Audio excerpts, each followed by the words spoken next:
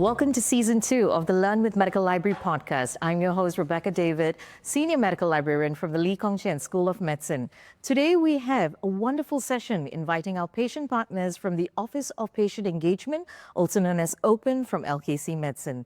We have Kelvin with us here today, as well as Josie, who will be here to share powerful stories that makes us remind us thinking about medicine is just beyond treatment and medical procedures. It's also about people, resilience, and compassionate care. Let's give a warm welcome to Josie and Kelvin.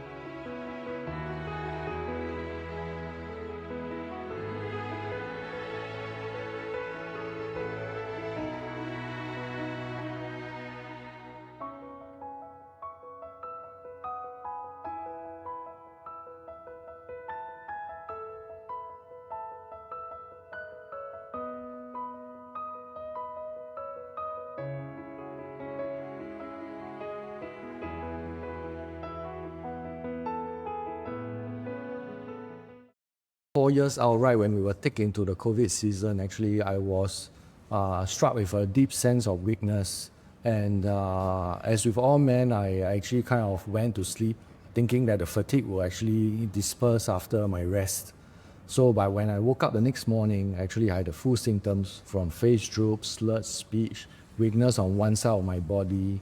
And I was feeling a little bit dizzy, so I was just stumbling myself, holding onto the walls and trying to reach my wife. So when I saw her, I was a little bit too excited. I almost crashed into her. Lucky she held on to me. And she saw my my symptoms, and then she said that, it's likely that you have a stroke.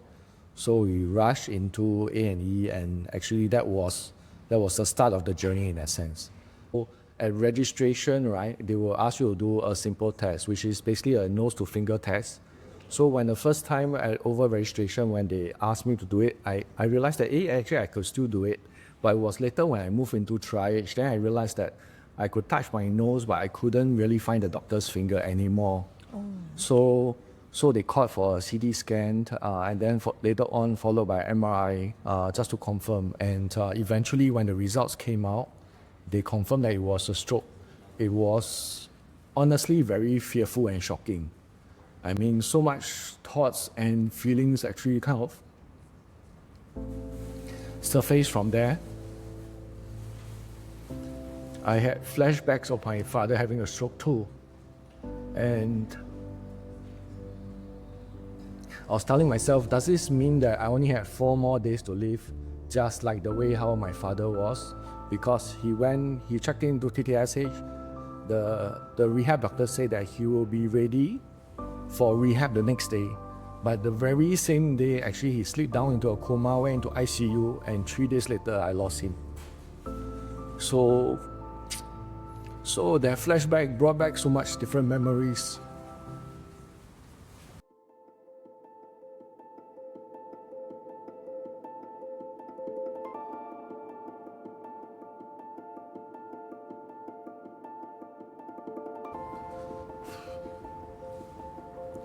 Many of these anchor onto fear. What about caring for the family? How is it going to be for my mom? Is it going to be a second time she'll be having to go through this ordeal again of sending her loved ones away? Then, of course, thinking about how is life going to be for my daughter without a father? So a lot of such thoughts came through, and with all this uncertainty of really what's going to happen, whether there is going to be a cure to this, and there's just so many questions coming on, and especially when it's take into COVID. Actually, when we were staying in triage, especially when there wasn't a bed, that whole atmosphere was just very chaotic, and having to manage that situation between the triage and then later on moving to the wards was also challenging. Because during that season, the healthcare team was so overwhelmed. There wasn't enough, healthcare workers there to help us through our stay in a sense. But slowly and surely, I kind of learned how to manage myself and how to interact with the healthcare workers in order to kind of pace myself to better recovery. Yeah. Thank you for sharing with us, Kelvin. I think it's times of uncertainty and the weight of the unknown really can make some life-changing decisions for us. And, what you've shared with us really talks about the resilience and the strength that you have as a stroke survivor patient, which makes me think about a shift of perspectives from Josie as a caregiver, from a patient to a caregiver's perspective. So, Josie, what was your experience like when you learned about your daughter who was first diagnosed with a heart condition? Well, as a mother, I think as a parent or as a mother, when I first heard that, I refused to believe. And honestly, I think I do not really know caregiving and no idea what caregiving is. I only know that I'm a mother to my daughter. And my first thought is that I will want to do whatever it takes to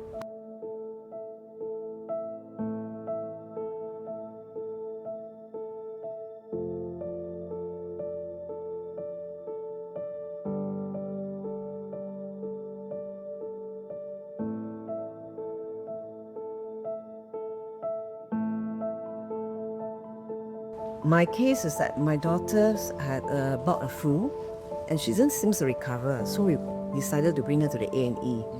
And at the A&E, they actually retained her for about almost 20 hours and couldn't figure out what's wrong with her.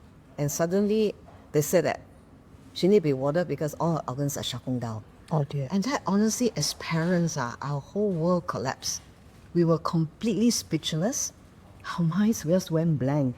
We were saying that, we couldn't believe it ourselves. We said, are you sure? What's wrong? What happened? No answer, but you could see that the whole medical team were in frantic and trying to save my daughter. And subsequently, I think her heart is going to stop soon. So they activated the heart center. The roving team came and they said that they had to put her on ECMO because she was only 18 years old. So can you imagine? No known sickness. So when they accessed her and they said that since she's so young, you have to put her on ECMO with a 20% chance of survival. And honestly, we have no comprehension what is an ECMO. But I think when we heard the word 20% chance of survival, to us that was a real hope. And we said that, sure, whatever it is, go for it, And that's how she ended up in the heart center, CTICU. And that's where the whole journey started. Yeah. And thank you, Josie and Kelvin, for sharing with us so honestly. I think it takes a lot of strength and resilience to go through, your individual experiences. You have actually gone through several challenges, but in different ways. I think to add on to a period of time where Singapore experienced the pandemic and amidst the chaos, having to experience a serious health challenge, it does actually weigh down on our shoulders, and the thought of it, how it affects the family, it's not just only mind over matter, it's way more than that. And the healthcare systems, the support that we get from them builds trust. It gives us that ability to know that each day is going to get better. Well, to be very honest, I think the whole journey isn't really very easy because I guess there are two portions to it. First, I think is handling and understanding and coming to terms with the medical condition of my daughter and what are medical needs that she have. There's so much medication she has to take. On top of that, there are some medication has got side effect, has to watch out for her diet. So the changes, so that's one piece. And the other part of the medical part is that because she has this machine that is now implanted to her, she requires daily sterile dressing at home. So we all have to be trained. Me and my husband had to train for that. And on top of that, I think this change, not only just for the medical, it's a completely our life, not just on my daughter. I think the whole family have to take a drastic, more than 360 turn. Meaning to say that now there are many things she cannot do, my daughter cannot do. She cannot go swimming, she cannot do this, she cannot do that. And on top of that, even her diet. So the whole family will have to change to embrace this. So it takes time to do that. I think definitely the stroke recovery is going to be a multifaceted one. It's not straightforward. It's not like you're having a cough or having a fever, just popping a couple of pills will do. So, and like I mentioned, when we did the test, it also points to me that actually when you have a stroke, you are gradually deteriorating. So when I was eventually warded, I mean, half the body was paralyzed. It was like dead weight to the body. Onset, actually, I had aphasia, the loss of speech. So a lot of times when you are trying to speak, either you don't have the words or it comes out in gibberish, or in my mind actually I hears like echoes actually. Then but over time you learn how to compensate that. If the word you can't speak, then you just find a secondary word for it that has the same meaning. Then you'll work with a PT that will actually help you with your physical challenges, especially with your walking. So the basic first move that we all try to overcome was to be able to actually sit up, because sit up requires a lot of effort, core strength, and only then we will be looking at standing actually. And once we can achieve that, then they will teach us skills like how do you actually transfer from bed to chair, or chair to bed, or to wheelchair, and vice versa. So you will also have I also had a chance to actually interact with occupational therapists. So a lot of time we think that occupational therapist is like working on the occupation, but in this case it's really about the upper limbs. So a lot about hands, looking at end range movements, or trying to recover your grip, how to reutilize the fingers once again, because with spasticity that is setting in, many a times the hands are very tightly clenched. So to some of the other stroke survivors, they call this like the eagle claw, because they can't really use them anymore. Yeah, especially when you can't really, one side you can't do anything. I mean, even basic, basic functions like even to clean yourself, or even to stand, which is something that is so normal for regular people, but now you have to restart the process of learning that journey again. And honestly, I didn't realize that actually walking for a human being is so technical. It's broken down to like 5-6 parts about like shifting weights, hinging your hips, kicking your leg, and then taking a transfer of weights in order to walk. So, but if you're a regular person, you actually don't think about it, you just walk, So the journey has been quite laborious in a way, because it's like restarting your entire life all over again from zero. And of course, in the midst of it, you still need to process like grief, loss, in terms of like relationships, identity. So there is a lot going on in the mind, and especially when you have no clear picture about what's possible, goal setting becomes very difficult. Your reflections are not just only inspiring, they are empowering. And I think that the future doctors of Singapore as well as globally would be able to see from the lens of a patient or from a caregiver the real life struggles, and having to go through that recovery rate to see through success is truly a milestone altogether. I think my navigation in the healthcare, like I said in my first mention, that we want to work with the healthcare. So I took it upon myself that we want to keep each other more informed of what exactly is my daughter's medication and the progress that she made. How can we keep each other informed? And I must say, because of this machine, perhaps it's something new here in Singapore, they have a very good team called the coordinator team. And they are almost on call 24/7. And we are truly, truly very grateful, because that help really supported us in the whole medication journey for my daughter. And that interaction, I think, helped us also because we're able to exchange information more upfront. So that helps, so that each time we run into some problem, I have the freedom to call them. They welcome us. And sometimes I had to make call at 2 a.m. I felt really bad about it. But with my daughter bleeding from the neck, I'm of course panic as a mother, right? So I have to make the call and she has to be admitted. But I think having said that, I guess that reach and the accessibility and the care they really showed us was really wonderful. And on top of that is that not only that, they also involve us. because my daughter had to go through quite a numerous process from an LVET. In fact, a few years later, she has to be fitted with a second VET, and the first in Singapore. And we were truly grateful that the team walked us through on the processes of what it takes and come to a joint decision and involving us throughout these journeys. And at one point, even the operating surgeon, which is the head, came and see my daughter and said, okay, tomorrow morning is a surgery for implanting the second machine. And instead, my daughter said that, Dr. E, Dr. Tang, are you okay or not? It's now 8 p.m. already. Then Dr. Tang looked at the clock and said, yeah, I think I'm ready. So he was very happy because my daughter, instead of, I'm also very happy because instead of my daughter saying that, hey, you sure not want to go through this again? Will I be alive after that? Because it's another very complicated. But instead she put her whole belief and the trust to the system to see her through. And I think that is very telling of what our journey and our relationship with the healthcare have come through. And I'm and our whole family are truly very, very grateful. We can't look back and ask why and why. At times, even my daughter asked, I said, no one can answer that.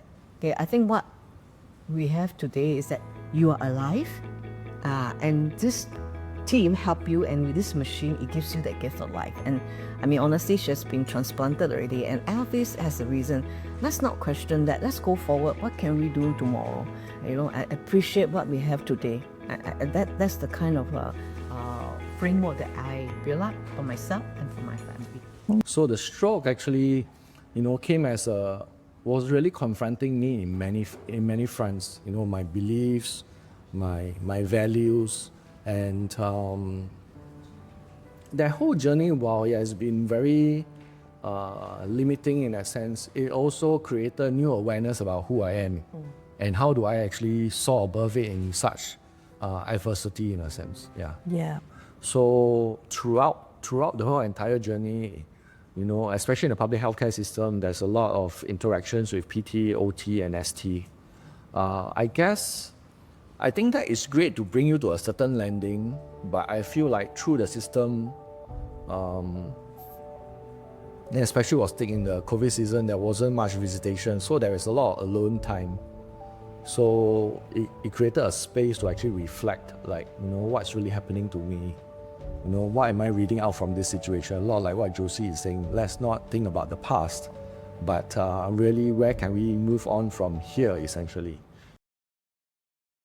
So Josie, I'm sure as a parent and caregiver, you've had many interactions with healthcare professionals, not just only for your daughter's condition, but also to ensure that, you are in a safe space as well, physically, mentally, emotionally too. So that would shape your confidence, your trust, and how you would manage the challenges to care for your daughter. So Josie, share with us, at this point in time, what was that one memorable person or, a few memorable people who have helped you shape that positive experience as a caregiver and parent for your daughter? I think in my context, I must say that it also takes two and to clap. Like I say, from day one, we say that we cheer my daughter, we also want to cheer the medical team who took care of my daughter. And that ranged from, doctors, clinicians, to nurses, to so many, and there's so many memorable moments. So maybe I start with one first. This lady is called Kurt Tai. She's the manager of the coordinator group, Lily on 24/7. And the fact that, because my daughter had to do salon dressing, she actually accompanied us home to really assess the area that we are going to use to do the dressing for my daughter. And my mother, on seeing her, said, wow, you have a doctor come home with you. So she was amazed. She really went the extra mile. And even to today, we are still in contact. We're still in conversation. We are very open in our communication of where we needed help and where she needed a new patient coming on board, not sure of the journey. Me and my daughter will be happily into a Zoom session with the parent and the future patient. And we've done that numerous times to share that. And another one is about having, as parents, one of our most anxiety period is when your loved one is in the operating theatre. Yeah. Because sometimes the doctor will say it will take like 3 hours or 5 hours, but the real time then the patient goes in and come out, it could be much, much longer. And I am truly amazed that with this particular consultant, Dr. Siva, and without fail, honestly without fail, every single ops that my daughter go through, when he comes out, he walked straight to me and my husband and explained that how he went and how my daughter is doing. And honestly, that piece of information is so important to share because it immediately relieves the big burden, when is she coming out, how is the procedure happening, so that anxiety really went down, and really very, very thankful. And I also mentioned about, walking us through this journey with open eye, because like my daughter from one machine, eventually have to go to the second machine, and being the only first one then in Singapore to attempt to do that, it's not an easy journey because we now have to, my daughter have to deal with 9 kg of carrying the external weight with her 24/7.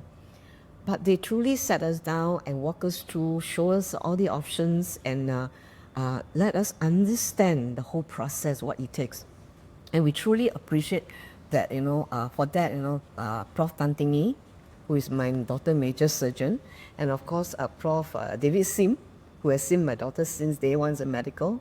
And they really walk us through the whole journey. And we're very thankful. And of course, they also brought in a medical social worker and along that to walk this journey. In my memory, what impacted the most were actually 3 different physios at different juncture of my recovery phase. So namely Angel, Shimin, and then Ming Wei. So each of them play a very critical role because especially when I was outpatient, and especially in the first couple of months of my recovery, where there wasn't a slot available for rehab in the hospitals, I was actually doing rehab in a warehouse. So they say that when the student is ready, the master will appear. So in this case, two of them appeared. So I had Angel and Shumin. So if you see my IG channel in that sense, which is post-stroke recovery, the first lot of my recovery were all done in a warehouse space, and that's because the warehouse was, or rather the business was distributing a couple of different rehab equipment. So mainly the Galileo machine, which is a vibration machine, and then the Autogy machine, which is a zero gravity machine to help me regain back my rhythm and symmetry in terms of walking. So in a anti-gravity space in a way. So without that input and also their ability to challenge me in this rehab journey, I think I wouldn't have been where I am today. Thank you, Josie and Kelvin, for sharing this. I think it's so important to acknowledge the healthcare team. Because like what you shared, Josie, it takes a village to raise a child. So at that moment, we are so vulnerable to different situations and multiple things that could run through our minds, and also having to manage not just self, but families. And it could be very overwhelming, but with the support system, you would actually see the presence of great physicians. Once where a very famous medical practitioner mentioned, Sir William Oldsler mentioned that a good physician will treat only the disease, but a great physician treats the patient who has the disease. So I think we can recognize many of our Singapore healthcare professionals, from practitioners to allied health, caretakers, and the wonderful support that they give to our patients. Kudos to the healthcare system in Singapore. I think, our doctors, our healthcare professionals, they're all working around the clock. And despite that, you can still see their interactions with patients and including family members. They still wear a smile, so they're truly the superheroes of the healthcare industry. So in my life, I always use these 3 alphabets to walk my life. I say W-I-I. It's not about Wi-Fi. It's W means win the heart with kindness. I think in any individual, know what matters to that individual will be a start point of a journey of trust. I think that's very important. So let's say for patient and family, honestly, I think what matters to patient and family is that the very first start is that speak to us in simple language, not in medical acronym. really very anxiety, and like earlier on you also said a few things I heard, SO lah, so hard to grapple. I had my own first encounter in the ICU when the doctor looked to me and said that, later the MSW, and I'm thinking, MSW? Why got more someone got to eat? Have to do with ICU. So he looked at my face and said, what I meant is a medical social worker. I said, okay. So things like that, that will help to bridge that trust. The second I, to me, is that whether it's a caregiver or healthcare, both sides will need it. It's about information and inform. Having the right information and being informed at the right time, right place is very crucial to help the family to come to understand what is the situation, what they need to do. And I think by sharing information, knowing what matters to the patient, also can help the healthcare to better understand the patient and better to prescribe a better, what they call a healing journey together. I think that's very important. And the last I is very important, is involve. I think involving patients and families in the whole process of the care journey, the medication journey, the medical journey. I think everyone, like I mentioned before, then they are understood what is it for them. They can walk into the journey with the eyes open and more willing also, because I know what's expected. So I think that will make the whole process easier for both sides. Because after all, like, go back to get the point again, is that we're all here to help one another and make the whole world a better place. Because I always think that at the end of the journey in the institution for a patient like my daughter, the going home period, who's taking care, is more important. So to me, I always felt that medicine is always about art and science. Like the medical side, the doctors and the experts to handle that, right? Recognition, we're known. But I think we can help in the art of healing. We can. I think then together, I think we'll be more powerful to help the patient on their healing journey. Yes, I think that, the affirmation that you give to caregivers or even to patients who struggle with health conditions is just one thing. But on the other hand, it's the support. It's to be able to see that the healthcare practitioner that is working with you understands your condition. Yes. And it's not just only the condition that you're experiencing, but holistically as a human, what are the emotional trauma that you're experiencing, or what kind of challenges that you go beyond just apart from treatment or offering medical procedures. It's going beyond that. So I think the future looks pretty bright here in Singapore for our younger generation of doctors. I think I draw a lot of inspiration from a lot of the books I read. So I have here today, it's actually two. This is about the Caregiver Award in 2014, which I was the recipient. But what amazes me in here are all the inspiring story of other patient and caregiver. And honestly, I felt that, wow, I'm maybe compared is nothing. I'm so inspired of what they do. And I have little flag here, Miss telling me that their story, that they inspire me. And this one, I thought, why I bring this, I read many more books. This is the humanity behind every face. This is a healthcare story. When Alexandra was refurbished and moved to renovate, they had this book. And inside here tells all the story from the healthcare perspective, from the CEO down to the cleaner. It's amazing of their interaction and the care they're showered onto the patient. And I thought that, it's like, wow. So with that, I think I'm so inspired that I decided to become a volunteer. So I've been a patient volunteer for Open and also a patient volunteer with the SingHealth Patient Advocacy Network. I'm also dabbling a lot with AI, VAC coding and stuff like that. I feel like there is still while it's great to find general information and maybe helping you streamline or maybe even structure certain things, but I feel like the output of the results, you will definitely need to bring it back to a healthcare professional just to validate. Because while they crawl the information through the web, there are still chances that the information may be incorrect in a way. So while AI is, all the rise of AI is such a hit topic in the talk of town, but I think with careful and discernment kind of usage of it will definitely help us to move forward together. AI is a very good approach. I think definitely it can help mankind in many far. There are many mundane things that the AI can do, but again, we also know that rubbish in, rubbish out.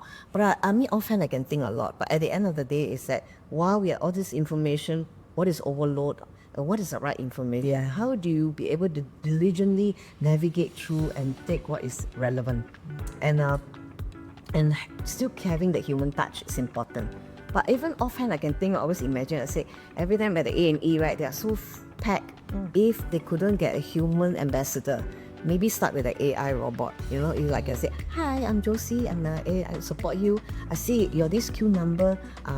Having that little conversation at the start, maybe the uncle even may be excited, right?